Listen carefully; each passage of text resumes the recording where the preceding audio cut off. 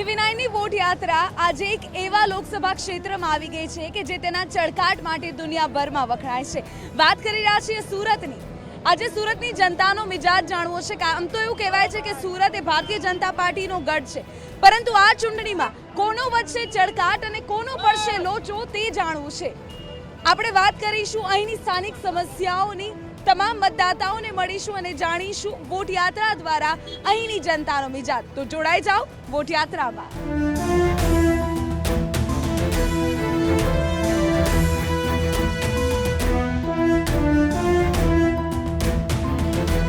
સુરતમાં આવ્યા છીએ તો લોચો તો ખાવો જ, પણ આપણી સાથે કેટલા બધા લોકો છે કે જે લગભગ સવારનો નાસ્તો લોચો. પાક્કું? અચ્છા, આ ચૂંટણીનો માહોલ છે, આ વખતે કોનો લોચો પડશે, શું લાગે છે? ઓહો, તો ગાંધી આપના નરેન્દ્રભાઈ મોદી જ આવવાના. એવું? હા, 100%. ને એને જીતાડો દેશના હિતમાં છે. આ લોચામાં આટલી બધી વેરાયટી હોય અને એક મનપસંદ લોચો ભાઈ હોય કે બટર જોઈએ, ચીઝ જોઈએ, પણ તમારે કયા નેતા જોઈએ? અમારે તો નરેન્દ્ર મોદી. શું કર્યું છે ને એવું તે જોઈએ છે? બસ મોદીનું બધું કામ બહુ સારી રીતે થાય છે, એટલા માટે મોદી બરાબર છે. સુરતમાં વિકાસના કામો કર્યા છે દર્શનાબેને? હા, કર્યા છે. પાછા એ જ આવશે? હા, પાછા એ જ આવશે ને બહુમતીથી ચૂંટાશે. જે બહુમતીની વાત ભાઈ કરી રહ્યા છે, 2014માં દેશના ચોથા એવા નેતા બન્યા હતા દર્શનાબેન કે જે બહુ ભારે લીડથી 5 લાખથી વધુની લીડથી જીત્યા હોય.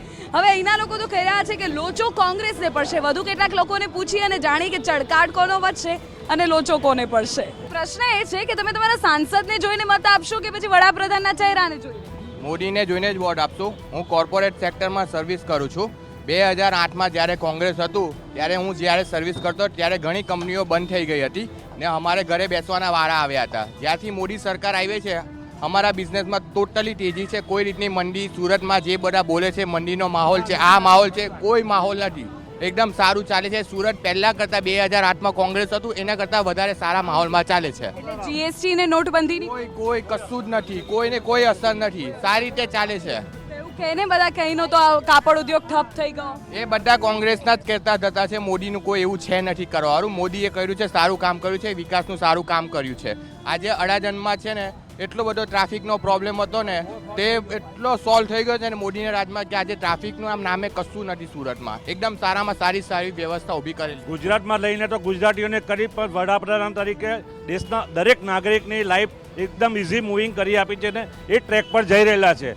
લોકો જે કહે છે જીએસટી આવ્યું ને મંદી આવી, એવું કશું જ નથી. લોકો ચોરીના રસ્તા શોધે છે. આણે માયાજાળ બિછાવીને ચોરીના રસ્તા ટોટલી બંધ કર્યા છે, એટલે એ લોકોને અકળામણ થાય છે. એટલે પ્રશ્ન એ છે કે તમે દર્શનાબેનને જોઈને કે પછી તમારા અહીંના સાંસદને જોઈને મત આપશો કે વડાપ્રધાનના ચહેરાને જોઈને? વડાપ્રધાનના હાથ મજબૂત કરવા માટે દરેક જગ્યાએથી ભાજપને જ જીતાડવા જોઈએ, જેથી મોદી સાહેબના હાથ મજબૂત બને અને દેશનો વિકાસ થાય. અમે એમાં માનીએ છીએ એ ગુજરાતનો આટલો સારો નેતા આટલા લેવલે પહોંચ્યા છે તો આપણે એમને જ મજબૂત હાથ બનાવવા જોઈએ. એને માટે બધાએ ભાજપને જ વોટ આપવો જોઈએ.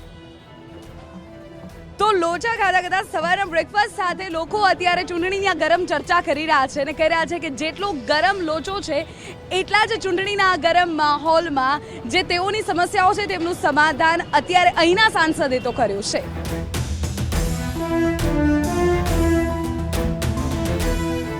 સુરતમાં ટીવી9ની વોટ યાત્રા પહોંચી છે ત્યારે અમે એક ટેક્સટાઇલ માર્કેટ, સુરત ટેક્સટાઇલ માર્કેટમાં અત્યારે આવી પહોંચ્યા છે. અહીં જે કામદારો છે તેમની સાથે પણ વાત કરવી છે, પરંતુ સૌથી પહેલા અહીંના એક સિક્યોરિટી રાઉન્ડર મારી સાથે છે. સાહેબ, प्रधानमंत्री कहते हैं कि मैं भी चौकीदार. मैं भी चौकीदार हूँ. आप भी चौकीदार.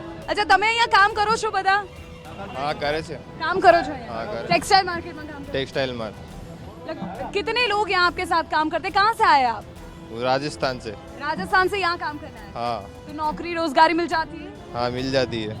खैर, जो बीजा કેટલાક લોકો છે તેઓની સાથે પણ વાત કરીએ. आप यहाँ काम करते हैं? जी, हम राजस्थान एयरपोर्ट मार्केट में काम करते हैं.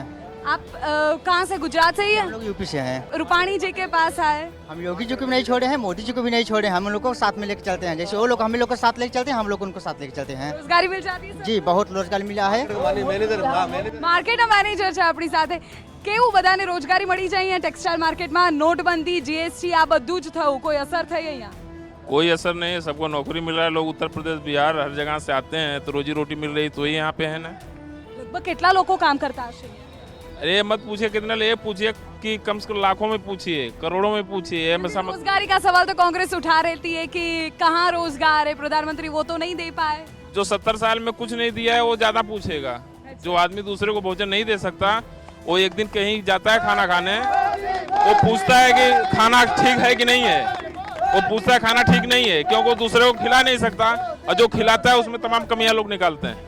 हम गुजरात में अगर काम किया है तभी लोग उसको मोदी को वोट देते हैं, नहीं तो राहुल गांधी जैसे महान कलाकार है जो कहते हैं आलू इकट्ठा करो सोना आएगा, वो कैसा कलाकार है वो सबको पता है। जब भी लोग बोलते हैं हमें चौकीदार, वो जो भी काम करता है रात को ही करता है, लेकिन करता है देश के लिए करता है वो, लेकिन वोट जाएगा तो उसी को ही जाएगा वोट वाले। आप एयर स्ट्राइक की बात कर रहे हैं, मैं सर्जिकल स्ट्राइक की बात कर रहे हैं। सर्जिकल स्ट्राइक हो या नोटबंदी हो कुछ भी हो, वो करता है रात को काम करता है पर देश के लिए करता है। उसने हर जगह लोगों को बोला कर्ज माफी किया, क्या कर्ज माफी किया, क्या माफ किया। जो गरीब लोग हैं, जो गरीब लोग हैं उन्होंने क्या माफ किया, उसने लोगों का कर्ज माफ किया है। 72,000 रुपये लोगों को देगा। लोगों की कर्जी जो लोग बैंक में गोल्ड या कुछ भी रखते हैं उनको लोगों के आगे गिरवी रखता है वो मोदी। मतलब आज लोग बैंक नहीं जाते थे, लोग आज बैंक चढ़ रहे हैं। नीरव मोदी, विजय माल्या सब ऐसे ही है ना, तो अपने खानदान का वो लेके आ रहा है ना, अब अपनी बहन को लेके आए वो। अब कैसा इंसान है जो खुद के घर को नहीं संभाल पा रहा है, वो अपनी बहनों को उनको लेके आ रहे हैं। રાહુલ ગાંધી પર સીધો સવાલ અહીં કરી રહ્યા છે. ખેર આ રાજકારણની તસવીર છે ને, અહીંયા જે લોકો છે તમામ તો કહી રહ્યા છે કે તેમના સાંસદે અને વડાપ્રધાન પર તેઓને પૂરો ભરોસો છે. વધુ મળીએ કેટલાક લોકોને અને તેમની વાસ્તવિકતાને જાણવાનો પણ પ્રયત્ન કરીએ.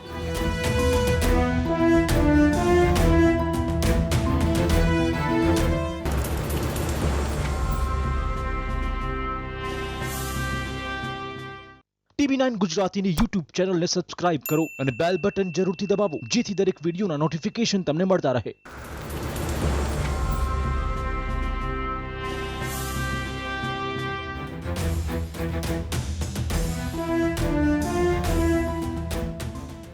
સુરતમાં વોટ યાત્રા ફરતી ફરતી કેટલાક એવા લોકો સાથે આવી ગઈ છે કે જે સુરતને ચમકાવવાનું કામ કરે છે. આપણી સાથે हीरा उद्योग में काम करता तमाम कामदारों से तेओनी साथे बात करिए.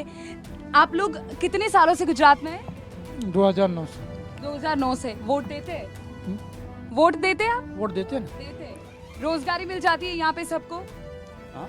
रोजगारी काम मिल जाता है सबको? हाँ सर, हमें.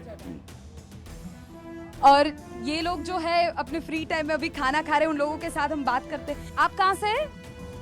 वेस्ट बंगाल से. वेस्ट बंगाल से. यहाँ रोजगारी मिल जाती है सबको? हाँ मिल जाती है. कोई दिक्कत होती है गुजरात में कभी? नहीं दिक्कत नहीं. आपने कभी वोट दिया यहाँ पे? नहीं यहाँ पे नहीं दिया है, मुंबई में दिया है वोट. महाराष्ट्र में देते? महाराष्ट्र में देता हूँ. आप कितने साल से यहाँ पे काम करते हैं? मैं तो 2 साल से. 2 साल से.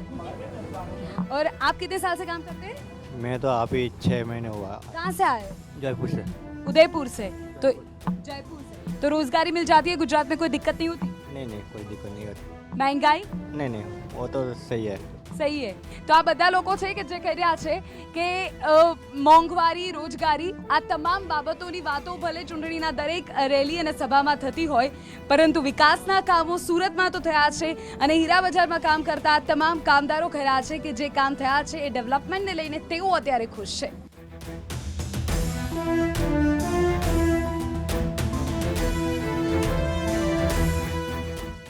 ગરમ ચાય છે, ચૂંટણીનો માહોલ ગરમ છે, નેતાઓની પરીક્ષાનો સમય છે અને આ વિદ્યાર્થીઓની પણ પરીક્ષાનો સમય છે.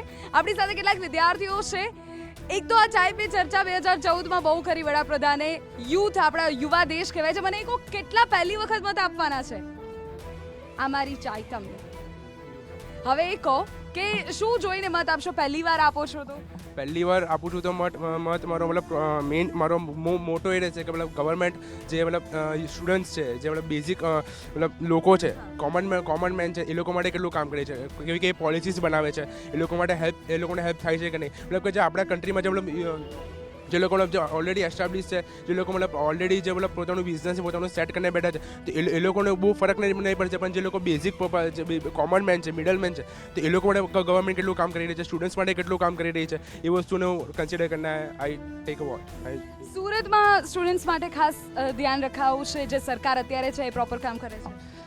હમણાં સુધી તો બેટર જ કામ કરે છે. કોઝ એક જ વાત કે લાઈક લાસ્ટ પ્રીવિયસ જે ગવર્મેન્ટ હતી, વિથ ડ્યુ રિસ્પેક્ટ, એ કામ કરતી તો હતી, બટ આટલું દેખાતું નહીં હતું. આટલું ચેન્જ આ 4 વર્ષમાં 5 વર્ષમાં જ અમે લોકો એક્સપિરિયન્સ કર્યું છે. મારો મેઇન મોટિવ એ જ છે કે લાઈક ડેવલપમેન્ટ થવું જોઈએ. તો ડેવલપમેન્ટ થાય છે જે સરકાર સાથે થાય છે. એટલે આ 4 વર્ષમાં દર્શનાબેને સારું કામ કર્યું છે કે વડાપ્રધાન? વડાપ્રધાન. શું વાત છે. બીજા કેટલાક લોકો છે. તમારા બધાની જો વાત કરવામાં આવે તો યુથ અત્યારે છે, તમારી જેમ એક્ઝામનો ટાઈમ છે ને અત્યારે પ્રાઇમ મિનિસ્ટરની પણ એક્ઝામનો ટાઈમ છે. તમે કે જેટલી મહેનતથી તૈયારી કરો છો એટલી મહેનતથી આ બધા નેતાઓ તૈયારી કરે છે? હા, કરે છે. શું લાગે છે આ વખતે તમને કોણ જીતશે? તમે લોકો પહેલી વાર મત આપવાના છો? હું તો સેકન્ડ ટાઈમ આપું છું. મેં પહેલી વાર આપેલો ત્યારે મેં એમ વિચારીને આપેલું કે કંઈક નવું ડેવલપમેન્ટ કરશે, એને થયું પણ છે.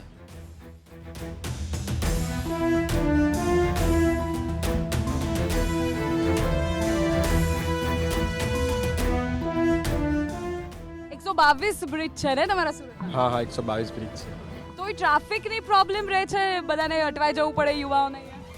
એ તો પછી સુરતના લોકો પર ડિપેન્ડ કરે ને, રૂલ્સ ફોલો કરવા પડે ને ટ્રાફિકના. અડધા રોંગમાં આવતા હોય, અડધા રાઈટમાં જતા હોય, તો ભાઈ ટ્રાફિક તો રહેવાનું. સુરતનો છે ને લોચો ફેમસ છે, તો મને એ કહો કયા પક્ષને લોચો પડવાનો છે આ વખતે? એ તો હવે જે કામ ના કરે એને પડશે. અત્યારે શું લાગે છે કોણ નથી કરતું? અત્યારે તો જે ગવર્મેન્ટ નથી તે નથી કરતું કામ, જે છે તે કામ કરી રહી છે અને જે ડેવલપમેન્ટ દેખાઈ રહ્યું છે. બીજા પણ જે લોકો છે, મને કહો કે વિદ્યાર્થીઓ માટે પ્રોપર સુવિધાઓ સુરતમાં સાંસદે કરી છે? તમે દર્શનાબેનને તમારા સાંસદને જોયા છે તો ક્યારે? જોયા છે. કામ કરે છે બરાબર? હા, કરે છે. યુવાઓનો દેશ કહેવાય છે. છેલ્લે એક ક્વેશ્ચન, હાઉઝ ધ જોશ? હાઉઝ ધ જોશ? હાઉઝ ધ જોશ? ભાઈ યુવાઓ તો કહી રહ્યા છે કે જોશ એકદમ હાઈ છે. હવે નેતાઓનો જોશ કેવો છે એ તો ઇલેક્શન સમય ખબર પડશે. ફરી મળીશું, બીજા કેટલાક વિસ્તારોમાં જઈશું અને વોટ યાત્રા દ્વારા વધુ કેટલાક લોકોને મળીશું. ત્યાં સુધી આપશો રજા. કેમેરામેન દીપક સેન સાથે વિધિ કર્યા, TV9 સુરત.